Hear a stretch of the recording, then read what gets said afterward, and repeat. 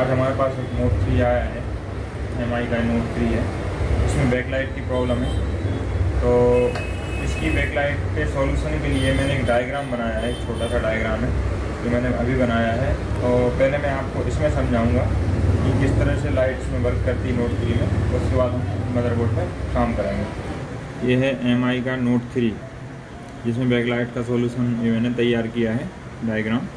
तो इसमें सबसे पहले क्या होता है कि अगर हमारे पास कोई भी ऐसा नोट 3 मोबाइल आता है जिसमें बैकलाइट की प्रॉब्लम हो, लाइट नहीं आ रही हो, तो उस कंडीशन में सबसे पहले हम क्या करेंगे, ये हमारे जो डिस्प्ले का कनेक्टर है, इस डिस्प्ले के कनेक्टर की पिन नंबर 32, 33, 34 और 35, ये 32 नंबर पिन पर, 32 और 33 नंबर पिन पर हमारी एनोड मतलब यहाँ पर हमारा LCD की बैकलाइट के लिए वोल्टेज आएगा। और 34 और 35 पे हमारा ये है इसका माइनस, इसको हम कैथोड 1 और कैथोड 2 बोलते हैं, जो कि डिस्प्ले लाइट का माइनस होता है, नेगेटिव पॉइंट होते हैं दोनों।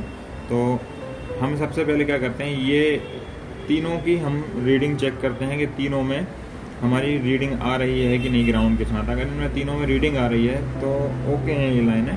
फिर हम उसके बाद हम चेक करते हैं कि एनोड पर हमारा वोल्टेज आ रहा है कि नहीं। एनोड पर हमारा वोल्टेज मिनिमम 20 वोल्ट से 40 वोल्ट तक इसमें आना चाहिए। तो वो हर सेट में अलग अलग होता है। अब इसमें जब हम चालू करेंगे, चेक करेंगे, फिर हम देखेंगे कि इसमें कितना वोल्टेज आ रहा है ना। और उसके बाद इस डायग्राम में अगर हम शुरुआत करते हैं तो शुरुआत होती है यहाँ से। इसमें 2 आईसियाँ लगी हुई हैं, 2 पावर आईसियाँ हैं नोट 3 में। एक है PMI 8952 और दूसरी है PM 8956। तो हमारी शुरुआत होती है लाइट चेक करने की PM 8956 से। तो यहाँ से क्या होता है कि यहाँ से हमारा वोल्टेज चलता है। तो यहाँ से हमारा वोल्टेज जो चलता है वो कितना वोल्टेज होता है, वो होता है 3.8 वोल्टेज टू 4.2 वोल्ट। मतलब यहाँ पर जो वोल्टेज होता है वो 3.8 से लेके 4.2 वोल्टेज तक होता है। इस IC जो PM 8956 है, इस IC की पिन नंबर 60 से ये वोल्टेज निकलता है, जो कि प्रोटेक्शन के लिए एक कैपेसिटर लगाया गया है। उसके बाद फिर एक इसमें कॉइल लगाई गई है जो बूस्ट कॉइल है, इसको हम बूस्ट कॉइल बोलते हैं, बूस्ट कॉइल।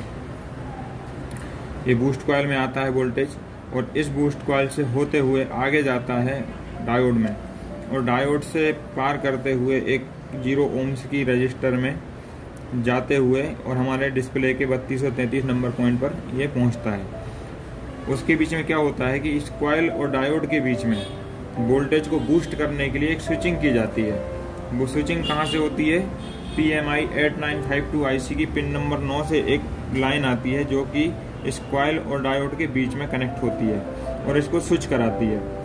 ये इस लाइन पे स्विचिंग होगी तभी हमारा बूस्ट वोल्टेज बनता है। अगर इस पे स्विचिंग नहीं है तो ये बूस्ट वोल्टेज नहीं बनाती है।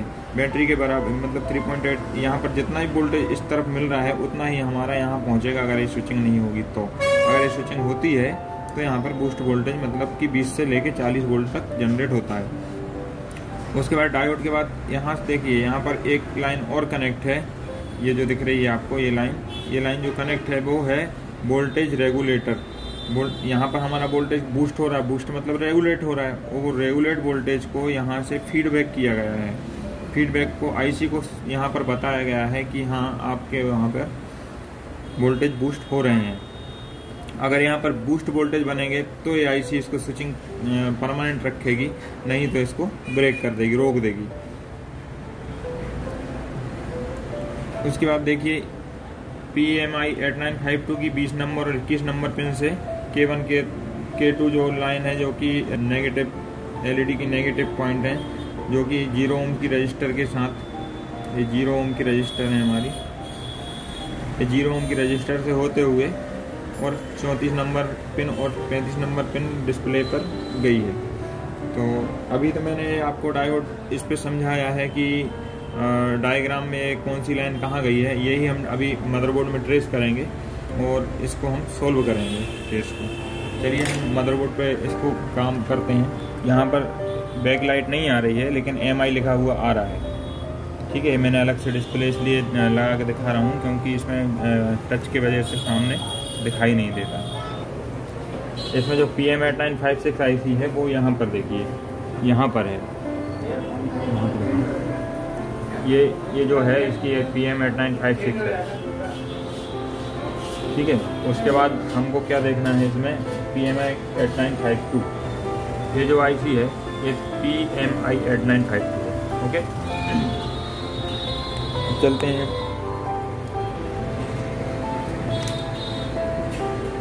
इसमें जो कॉइल दिख रही है आपको, ये जो कॉइल है, ये कॉइल इसमें हम देखेंगे ये वाली, ये जो कॉइल है वो यहाँ पर ये वाली। उसके बाद ये जो डायोड दिख रहा होगा आपको, ये डायोड है, ये डायोड के बाद आपको इसमें जो कैपेसिटर दिख रहा है वो कैपेसिटर इसका ही है, ठीक। उसके बाद इसका ये डिस्प्ले कनेक्टर है, जो डिस्प्ले कनेक्टर यहाँ दिखाया है ये इसका डिस्प्ले कनेक्टर है। डिस्प्ले कनेक्टर की पिन नंबर हम देखें कि पिन नंबर इसकी जो 3334 है वो इसकी पिन नंबर ये है। ये एनोड की लाइन है, ये कैथोड 1 कैथोड 2 है। देखिए हम सबसे पहले इसकी एनोड के ऊपर ग्राउंड के साथ रीडिंग चेक करेंगे। उसके लिए हम रेड प्रोब को ग्राउंड के साथ लगाएंगे और ब्लैक प्रोब से हम इस कनेक्टर के एनोड वाली लाइन में हम देखते हैं चेक करके कि रीडिंग आ रही है कि नहीं। ये देखिए मल्टीमीटर में देखिए आप रीडिंग आ रही है, इसका मतलब ये लाइन भी ओके है। उसके बाद हम K1 और K2 में भी देखते हैं, तो देखिए K1 में भी रीडिंग आ रही है और K2 में भी रीडिंग आ रही है, दोनों में रीडिंग आ रही है, मतलब ये भी ओके है। अब इसके बाद हमें देखना है कि इस पर वोल्टेज आ रहा है कि नहीं। हम बैटरी कनेक्टर को लगाएंगे और उसके बाद हम देखते हैं इसको वोल्टेज की रेंज में लगा करके। अब हम इसमें प्रोब को उल्टा रखना होता है, मतलब ग्राउंड से को ब्लैक के साथ रखना होता है, ग्राउंड के साथ ब्लैक प्रोब को रखना होता है और रेड प्रोब से हम वोल्टेज चेक करते हैं। हम देखते हैं कि क्या एनोड पे हमारा वोल्टेज आ रहा है, नहीं आ रहा है, ठीक। उसके लिए हमें देखना पड़ेगा कि हमारी जो कैपेसिटर डायोड का ये वाला भाग जो कैपेसिटर से जुड़ा है, यहाँ देखिए ये कैपेसिटर का भाग और डायोड का एक साथ जुड़ा है। तो हमको देखना है यहाँ पर वोल्टेज है क्या कोई, तो हम इन दोनों के बीच की कनेक्टिविटी पे हम वोल्टेज चेक करेंगे। तो हम डायोड पे ही चेक कर लेते हैं। देखिए डायोड पर भी कोई वोल्टेज नहीं आ रहा है, ठीक है। उसके बाद हम देखते हैं कि डायोड, हो सकता है डायोड ख़राब हो, कि डायोड किस तरफ वोल्टेज आ रहा हो उस तरफ नहीं आ रहा हो, तो हम डायोड पे चेक करेंगे। देखिए डायोड पे भी उस तरफ भी कोई वोल्टेज नहीं है, तो फिर हम देखेंगे कि हो सकता है डायोड से कॉइल के बीच की लाइन ख़राब हो, तो हम कॉइल पे हम वोल्टेज चेक करेंगे। कॉइल पे भी कोई वोल्टेज नहीं है, तो अब ये भी संभव हो सकता है कि कॉइल ही ख़राब हो जिसमें इस तरफ वोल्टेज नहीं आ रहा हो और इस तरफ नहीं आ रहा हो। हम इस तरफ देखते हैं, देखिए हमारी कॉइल पर वोल्टेज एक तरफ आ रहा है लेकिन दूसरी तरफ नहीं आ रहा है। इसका मतलब ये है कि ये कॉइल ख़राब हो गई है, तो हम इस कॉइल को बदलेंगे। उसके बाद हम देखेंगे। तो उससे पहले हम एक काम करके देख लेते हैं, हम इसकी स्विचिंग वगैरह चेक कर लेते हैं, ये स्विचिंग हो रही है या नहीं हो रही है। उसके लिए हम सबसे पहले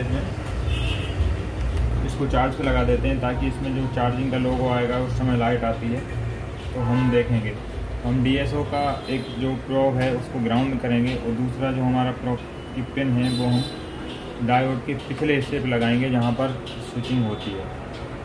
ये डायोड और कॉइल के बीच में ही स्विचिंग की गई है। तो देखिए वहाँ DSO जिस पिन पर, यहाँ पर अभी कोई भी स्विचिंग नहीं हो रही है, ये कुछ भी दिखा रहा है, ये कोई स्विचिंग नहीं है।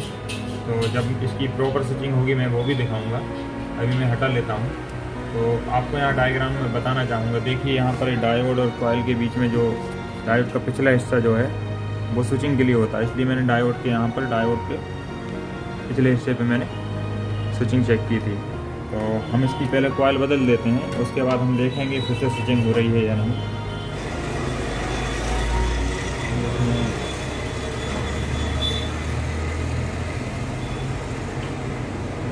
हमने इसमें दूसरी कॉइल लगा दी है, हमने इसको कॉइल को बदल दिया है। इसके बाद हम फिर से इसमें स्विचिंग चेक करेंगे। अभी तो हम वोल्टेज चेक कर लेते हैं कि देखिए वोल्टेज कॉइल की दूसरी तरफ आने लगे हैं या नहीं। तो हम इसको कहीं भी ग्राउंड कर लेते हैं, ग्राउंड किया और उसके बाद देखा कि एक तरफ तो पहले आ ही रहे थे वोल्टेज, और उसके बाद दूसरी तरफ वोल्टेज नहीं आ रहे थे, लेकिन अब आने लगे हैं। देखिए यहाँ पर भी डायोड पर भी आने लगे हैं और डायोड की सेकंड तरफ भी आने लगे हैं। मतलब हमारी कॉइल की दिक्कत थी। तो हम इसे स्विचिंग और चेक कर लेते हैं कि स्विचिंग हो रही है कि नहीं। हम इसकी एक बार स्विचिंग चेक कर लेते हैं कि स्विचिंग हो रही है नहीं। तो ये मैंने इसको ग्राउंड किया और उसके बाद मैं इसके डायोड के पीछे जो मैं पहले देख रहा था वहाँ पर मैं जैसे ही इसका ये लगाता हूँ, प्रोब लगाता हूँ, देखिए DSO पे स्क्रीन पे स्विचिंग आ गई है। आपको स्विचिंग दिख रही होगी कि चली गई है। जब हमारा स्लीप मोड में जाता है तो स्विचिंग चली जाती है कि रहती है। तो हम एक बार इसमें बूस्ट वोल्टेज और चेक कर लेते हैं। यहाँ देखिए, यहाँ पर जब हम बूस्ट वोल्टेज चेक करेंगे तो हम इसे 200 वोल्ट पे लगाएंगे, क्योंकि 20 वोल्ट से ज़्यादा होता है बूस्ट वोल्टेज। तो फिर से हम एक बार चार्जिंग लगा कर और फिर हम देखते हैं बूस्ट वोल्टेज कैपेसिटर पर आ रहा है कि नहीं। देखिए 16.9 वोल्टेज, मतलब इस पर बूस्ट वोल्टेज बन गया है। 16-17 जो वोल्टेज बन रहे हैं, ये बूस्ट वोल्टेज हमारे बन रहे हैं। तो इसका मतलब डिस्प्ले पे भी लाइट आ गई होगी। तो हम एक बार घुमा करके देख लेते हैं कि डिस्प्ले पे लाइट आई है कि नहीं आई। इसको एक बार निकाल देते हैं। ये देखिए डिस्प्ले पर लाइट आ गई है। तो हमारी जो प्रॉब्लम थी वो कॉइल से ही थी। अब हम इसे सेट को ऑन करते हैं।